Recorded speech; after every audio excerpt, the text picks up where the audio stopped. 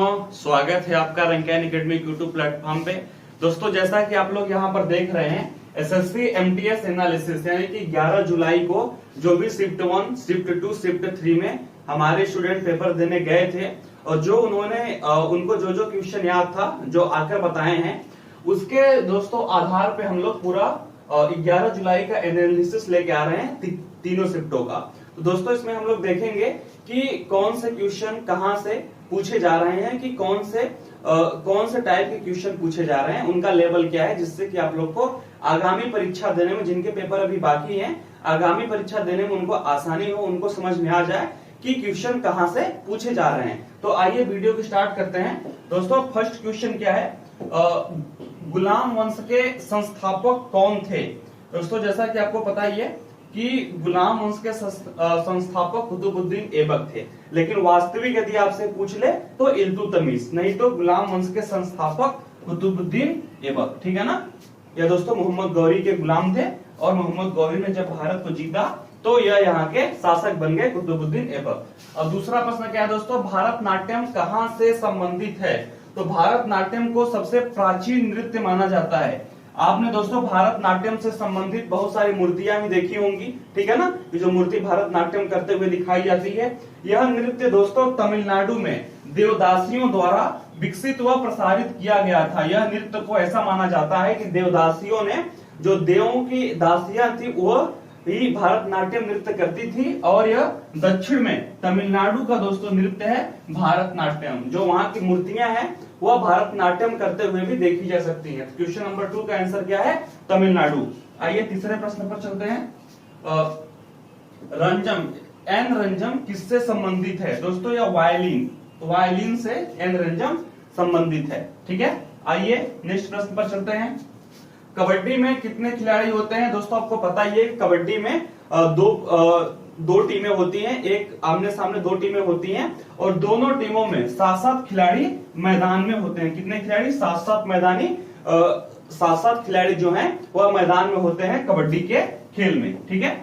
Next question क्या है, freedom इन Alice किसकी आत्मकथा है? दोस्तों, दलाई लामा की, ठीक है ना। फ्रीडम इन एक्सिल, यह दलाई लामा की आत्मकथा है। किसकी आत्मकथा है? दलाई लामा, ठीक है ना। बौद्ध धर्म गुरु दलाई लामा की यह आत्मकथा है, जो कि भारत के हिमाचल प्रदेश के धर्मशाला में रहते हैं। तो freedom in exile Dalai Lama की आत्मकथा है। नेक्स्ट प्रश्न क्या है, नीमराड़ा की बावड़ी किस राज्य में है? नीमराड़ा की बावड़ी किस राज्य में है? तो आंसर क्या है दोस्तों, नीमराना की बावड़ी राजस्थान राज्य के अलवर जिले का एक प्राचीन शहर है, ठीक है ना। नीमराना राजस्थान राज्य के अलवर जिले का एक प्राचीन शहर है, और नीमराना बावड़ी नीमराना महल के निकट स्थित है, ठीक है। नीमराना कहाँ पे है? राजस्थान राज्य के अलवर जिले का एक प्राचीन शहर है, और नीमराना बावड़ी नीमराना महल के निकट, यानी कि नीमराना महल के निकट ही नीमराना बावड़ी है, ठीक है ना। और यह राजस्थान राज्य के अलवर जिले का एक प्राचीन शहर है, ठीक है। तो यह आप लोगों ने देख लिया। आइए अगला प्रश्न देखते हैं। बक्सर के युद्ध में ब्रिटिश सेना का नेतृत्व किसने किया था? दोस्तों, आपको पता ही होगा कि 23 से 24 अक्टूबर के बीच में, ठीक है ना, 23 से 24 अक्टूबर 1764, 23 से 24 अक्टूबर 1764 के बीच में बक्सर का युद्ध हुआ था। और दोस्तों, इसमें हेक्टर मुनरो, कौन? हेक्टर मुनरो जो था वह ब्रिटिश सेना की तरफ से नेतृत्व किया था, ठीक है ना, हेक्टर मुनरो।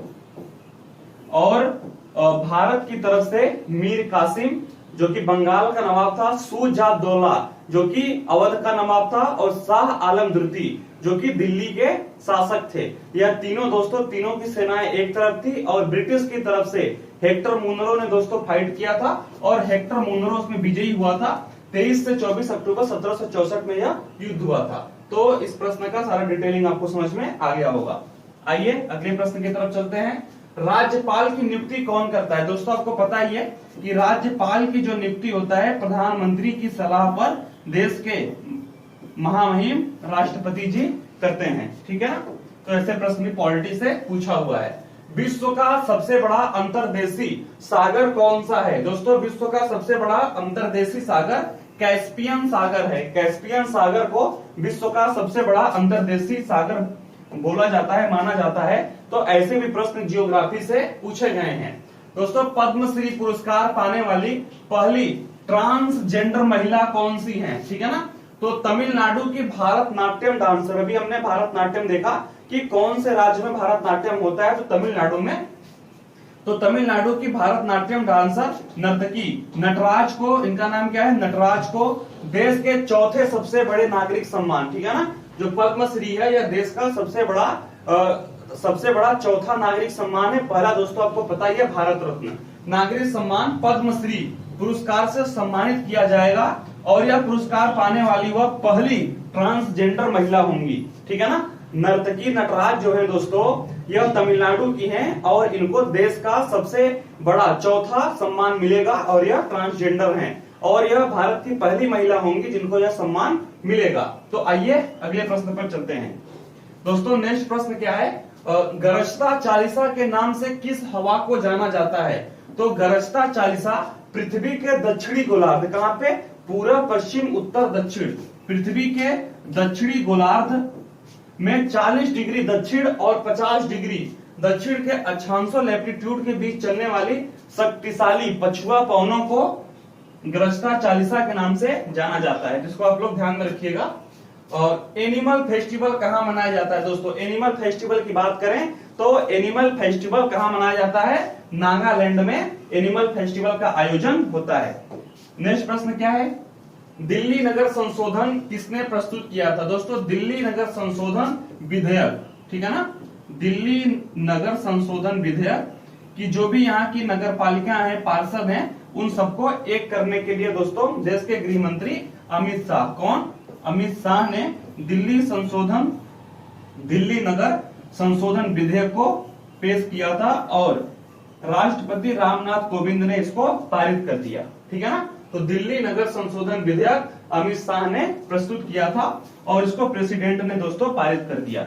अब दोस्तों हमने शिफ्ट 3 के प्रश्न देख लिए, अब हम शिफ्ट 1 के प्रश्न देखते हैं, क्योंकि हम लोग 11 जुलाई एसएससी एमटीएस में जो भी प्रश्न आए हुए हैं, जो भी हमको मिल पाए हैं, उसका हम लोग यहाँ पर फुल एनालिसिस कर रहे हैं। तो दोस्तों सन 2011 की जनगणना के अनुसार भारत की शहरी जनसंख्या कितनी है? ठीक है ना। तो दोस्तों प्रश्न क्या है कि सन 2011 की जो जनगणना हुई थी उसमें शहर में कितने लोग भारत के वासी निवास करते हैं? तो आंसर आपका क्या है? 377 मिलियन, ठीक है ना। तो 377 मिलियन जो लोग हैं दोस्तों वह भारत के शहर में निवास करते हैं।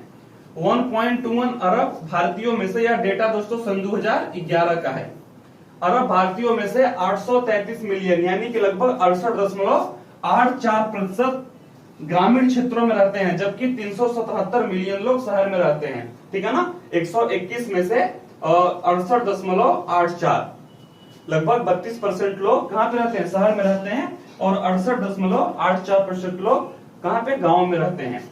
वर्तमान में भारत के विदेश सचिव कौन है? तो दोस्तों श्री विनय क्वात्रा, श्री विनय क्वात्रा जो है वह विदेश के सचिव है, यानी कि विदेशी मामलों के या क्या है, या भारत की तरफ से सचिव हैं। अंतर्राष्ट्रीय हॉकी मैच की अवधि कितने मिनट का होता है? दोस्तों जो अंतर्राष्ट्रीय हॉकी होती है उसकी जो अवधि होती है वह 60 मिनट की होती है, ठीक है ना। इसके बारे में और चीज देख लेते हैं। फील्ड हॉकी मैच खेलने की अवधि 60 मिनट होती है, जिसमें 4 क्वार्टर में खेला जाता है, यानी कि 15, 15, 15 और 15। इस दौरान पहले और तीसरे क्वार्टर के बाद दोनों टीमों को 2 मिनट का ब्रेक मिलता है, हालांकि हाफ टाइम के बाद 15 मिनट का अंतराल भी मिलता है, ठीक है ना। तो यह पूरा इसका डिटेलिंग रहा। दोस्तों नेक्स्ट क्वेश्चन क्या है? इल्बरी वंश का संस्थापक कौन था? इल्तुतमिश दोस्तों इल्बरी वंश का संस्थापक था और कुतुबुद्दीन ऐबक को ममलूक वंश या फिर गुलाम वंश का संस्थापक मानते हैं। और दोस्तों इल्तुतमिश को गुलाम वंश का वास्तविक संस्थापक भी मानते हैं, लेकिन यदि सिर्फ गुलाम वंश के संस्थापक की बात होगी तो आंसर कुतुबुद्दीन ऐबक होगा। ममलूक वंश के संस्थापक की बात होगी तो कुतुबुद्दीन ऐबक, इल्बरी वंश के संस्थापक की बात होगी तो इल्तुतमिश, ठीक है ना। गुलाम वंश के वास्तविक संस्थापक की बात होगी तो इल्तुतमिश। इल्बरी वंश की स्थापना इल्तुतमिश 1210 और 1236 में दोस्तों इसका कार्यकाल रहा है। दिल्ली सल्तनत में ने की थी, जो एक इल्बरी तुर्क था। खोखरों के विरुद्ध इल्तुतमिश की कार्य कुशलता से प्रभावित होकर मोहम्मद गौरी ने उसे अमीरुल उमर नामक महत्वपूर्ण पद प्रदान किया था। तो मोहम्मद गौरी ने दोस्तों इसको अमीरुल उमर नामक एक पद भी प्रदान किया था। अब बात करते हैं क्वेश्चन नंबर 5 की, संविधान संशोधन की प्रक्रिया कहां से ली गई है। दोस्तों हमारा जो संविधान बना है उसमें बहुत सारी चीजें जो है वो विदेश से ली गई हैं। तो संविधान संशोधन के किस प्रकार से अपने कॉन्स्टिट्यूशन में हम चेंजेस कर सकते हैं, उसकी जो प्रक्रिया है वह दक्षिण अफ्रीका से ली गई है, ठीक है ना। जिसको दोस्तों आर्टिकल 368 में लिखा गया है कि किस तरीके से हम अपने संविधान को संशोधित कर सकते हैं, ठीक है। आइए नेक्स्ट प्रश्न पर चलते हैं। तो नेक्स्ट प्रश्न क्या है दोस्तों, एयर में नाइट्रोजन का प्रतिशत कितना होता है। केमिस्ट्री से यह प्रश्न है। तो एयर में नाइट्रोजन का प्रतिशत कितना है, 78%, ठीक है ना। जो हमारा वायुमंडल है उसमें नाइट्रोजन का प्रतिशत 78% है। दोस्तों यदि ऑक्सीजन का पूछे तो 20.78 लगभग 21% ऑक्सीजन का उसमें क्या है, प्रतिशत है हमारे इन्वायरमेंट में। तो इन गैसों में सबसे ज्यादा मात्रा में नाइट्रोजन कितना है, 78.08, जबकि ऑक्सीजन 20.95 लगभग 21% है, ठीक है ना। और आर्गन दोस्तों 0.93 जो कि अक्रिय गैस है। अब बात करते हैं उड़ीसा के मंदिरों में ऊपरी भाग किस शैली में बने हुए हैं। दोस्तों जो उड़ीसा के मंदिर हैं, जो उनका ऊपर का स्ट्रक्चर है वो किस शैली में बना हुआ है, तो आंसर क्या है, नागर शैली, ठीक है ना। दोस्तों जो उसका ऊपर का ढांचा बना हुआ है मंदिर का वह नागर शैली में बना हुआ है। अब बात करते हैं आर्टिकल 18 किससे संबंधित है। दोस्तों जो भारतीय कॉन्स्टिट्यूशन, भारतीय संविधान का आर्टिकल 18 है वह समानता का अधिकार देता है, यानी कि इक्वलिटी का अधिकार देता है कि सभी लोग देश में क्या हैं, इक्वल हैं, उनको हर तरीके से समान माना जाए, ठीक है। चन्ना मेरेया सॉन्ग किसने गाया है, चन्ना मेरेया मेरेया, ठीक है ना, यह काफी इंटरेस्टिंग है। तो अरिजीत सिंह ने दोस्तों इसको चन्ना मेरेया सॉन्ग गाया हुआ है, ठीक है। ये दिल है मुश्किल। अब बात करते हैं भारत में सबसे ऊंची चोटी कौन सी है, तो कंचनजंगा। भारत में सबसे ऊंची चोटी कौन सी है दोस्तों, कंचनजंगा। कंचनजंगा भारत की सबसे ऊंची चोटी है और यह दुनिया की तीसरी सबसे ऊंची चोटी है। समुद्र तल से 8,586 मीटर, या फिर यदि हम इसको फीट में बोले तो 28,169 फीट ऊंची है। कंचनजंगा सिक्किम, पूर्वोत्तर भारत और पूर्वी नेपाल की सीमा पर दार्जिलिंग और सिक्किम के उत्तर पश्चिम में 86 मील की दूरी पर स्थित है, यानी कि भारत के सिक्किम और नेपाल से की तरह यह है। दिल्ली की सल्तनत पर सबसे पहले किसने शासन किया था, ठीक है ना, तो कुतुबुद्दीन ऐबक। दोस्तों जब मोहम्मद गौरी ने भारत पर अटैक किया, ठीक है ना, आप लोगों ने मूवी देखा होगा पृथ्वीराज चौहान, तो यहाँ पर दोस्तों उसने जो उसका एक गुलाम था कुतुबुद्दीन ऐबक, उसको यहाँ पर दिल्ली का शासन बनाया 1192 से 1526 तक, ठीक है ना। यह एक तुर्क था। तो इस तरीके से दिल्ली पर सबसे पहले कुतुबुद्दीन ऐबक ने दिल्ली सल्तनत पर शासन किया। अब दोस्तों भारत का बॉर्डर बांग्लादेश से किन राज्यों से होकर गुजरता है, तो बांग्लादेश के अंतर्वेशी भारत के पश्चिम बंगाल, त्रिपुरा, असम, मिजोरम तथा मेघालय राज्यों में है, ठीक है ना। तो इस प्रश्न का ए आंसर है।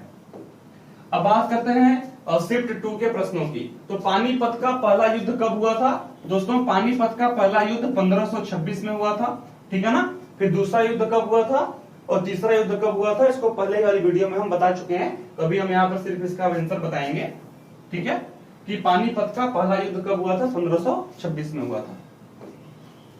अब दोस्तों बात करते हैं कुचिपुड़ी कहां से संबंधित है, तो कुचिपुड़ी दोस्तों आंध्र प्रदेश का एक नृत्य है। कहां का है, आंध्र प्रदेश का एक नृत्य है, जो कि ब्राह्मण कास्ट में यह नृत्य ज्यादा फेमस है, ठीक है। अब बात करते हैं भारत किस देश से सीमा साझा नहीं करता, तो आंसर है दोस्तों श्रीलंका। एक ऐसा प्रश्न पूछा हुआ था कि भारत किस देश से सीमा साझा नहीं करता, और उसमें ऑप्शन था कि बांग्लादेश, म्यांमार, पाकिस्तान और एक ऑप्शन था दोस्तों श्रीलंका। तो श्रीलंका जो है जमीनी स्तर पे भारत से कोई सीमा साझा नहीं करता, ठीक है, इसका यह आंसर होगा। अब दोस्तों प्रश्न है आईपीएल कब से स्टार्ट हुआ, तो सन 2008, जून सन 2008 से आईपीएल स्टार्ट हुआ, और आईपीएल की पहली विजेता टीम राजस्थान रॉयल रही है, और इस वर्ष कौन जीता है, गुजरात लायंस, ठीक है ना, गुजरात टाइटंस। पंजाब के नए सीएम कौन है, दोस्तों अभी हाल ही में जो विधानसभा चुनाव हुए हैं 5 राज्य में, ठीक है ना, वो कौन कौन से राज्य हैं? यूपी है और पंजाब है, मणिपुर है, ठीक है ना, इस तरीके से गोवा है। तो इस तरीके से जो भी है वहां पर 5 राज्यों में इलेक्शन हुए हैं। सुखवंत सिंह की कौन सी पुस्तक है? Train to Pakistan. यह दोस्तों सुखवंत सिंह की पुस्तक है। यह भी प्रश्न पूछा हुआ है। अब दोस्तों गोरखपुर रेलवे किस डिवीजन में आता है? तो उत्तर पूर्व रेलवे मंडल। किस में आता है? उत्तर पूर्व रेलवे मंडल में गोरखपुर डिवीजन आता है। यह भी आज का काफी इंपॉर्टेंट प्रश्न रहा है। तो म्यांमार से भारत किस राज्य से सीमा साझा करता है? तो आपके आंसर क्या होंगे? एक तो नागालैंड, मणिपुर, मिजोरम और अरुणाचल प्रदेश। इन 4 राज्यों से दोस्तों म्यांमार जो है वह भारत से जमीनी स्तर पर सीमा साझा करता है। अब नेक्स्ट प्रश्न क्या है? गंधार की राजधानी कहां थी? दोस्तों जो तक्षशिला थी वह गंधार की राजधानी थी, ठीक है ना। इसे वर्तमान में रावलपिंडी के नाम से भी जानते हैं। और यह रावलपिंडी कहां पर है? यह दोस्तों रावलपिंडी पाकिस्तान में है। सन 2011 की जनगणना के अनुसार महिलाओं की साक्षरता दर कितनी थी? तो दोस्तों 64.87 के आसपास जो थी वह भारत में महिलाओं की साक्षरता दर थी, ठीक है। अब बात करते हैं पंडित हरिप्रसाद चौरसिया किससे संबंधित है? तो दोस्तों पंडित हरिप्रसाद चौरसिया जो है वह बांसुरी वादक थे। यह भी सेकेंड शिफ्ट में प्रश्न आया हुआ है। पंडित हरिप्रसाद चौरसिया बांसुरी वादक थे। दोस्तों बात करते हैं हत्या की शैली। यह प्रश्न आपका बायो से पूछा हुआ है। तो लाइसोसोम या फिर लाइसोसोम्स, लाइसोसोम या लाइसोसोम जो है यह आत्महत्या की थैली से बोला जाता है। अब प्रश्न क्या है दोस्तों? अमीबा अपना भोजन कैसे ग्रहण करता है? तो अमीबा एंडोसटोसिस द्वारा भोजन ग्रहण करता है। कैसे करता है इसके बारे में देखते हैं। प्लाज्मा झिल्ली अंदर की ओर मुड़कर कप के आकार का गड्ढा बना लेती है जिसमें भोजन प्रविष्ट हो जाता है, यानी कि उसको ट्रैप कर लेती है, फंसा लेती है और मारकर उसमें से एनर्जी एब्जॉर्ब करके वो अपना भोजन बनाता है। अब दोस्तों बात करते हैं कांग्रेस की पहली भारतीय महिला अध्यक्ष कौन थी? तो सरोजिनी नायडू थी, ठीक है ना। सरोजिनी नायडू जी जो थी वह कांग्रेस की तरफ से पहली भारतीय महिला अध्यक्ष थी। और दोस्तों यदि आपसे पूछे कि कांग्रेस की पहली महिला अध्यक्ष कौन थी, भारतीय शब्द जिक्र ना करे तो एनी बेसेंट, ठीक है ना। यदि भारतीय पूछ ले तो सरोजिनी नायडू। अब नेक्स्ट प्रश्न की तरफ चलते हैं। उत्तर प्रदेश में अन्न वितरण योजना कब तक के लिए बढ़ाई गई है? तो दोस्तों मार्च सन 2022 तक अन्न वितरण योजना थी, लेकिन उसको 6 महीने के लिए उत्तर प्रदेश सरकार ने बढ़ा दिया है। तो 30 सितंबर सन 2022 तक अन्न वितरण योजना उत्तर प्रदेश में चलती रहेगी, ठीक है।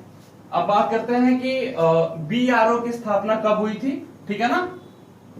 तो बॉर्डर रोड ऑर्गेनाइजेशन, यानी कि जो हमारे देश की बॉर्डर है वहां तक रोड की कनेक्टिविटी को बढ़ाने के लिए 7 मई 1960 को बॉर्डर रोड ऑर्गेनाइजेशन की स्थापना देश में हुई थी। कब हुई थी? 7 मई 1960 में, ठीक है ना। दोस्तों सन 2022 में भारत किस खेल में गोल्ड लाया? यदि ओलंपिक की बात करें तो भाला फेंक जो जैवलिन थ्रो है, इसमें दोस्तों देश के नीरज चोपड़ा, कौन है? नीरज चोपड़ा ने गोल्ड मेडल जीता हुआ है, ठीक है ना। तो यह काफी इंपॉर्टेंट प्रश्न। तो दोस्तों आप लोगों ने देख लिया कि 11 जुलाई को एसएससी एमटीएस एनालिसिस में जो भी प्रश्न आए थे, जो भी हमें प्रश्न अपने स्टूडेंटों से मिल सके थे, उन सभी प्रश्नों को हमने यहाँ पर डिस्कस कर लिया। तो मिलते हैं कल की वीडियो के साथ, तब तक के लिए धन्यवाद।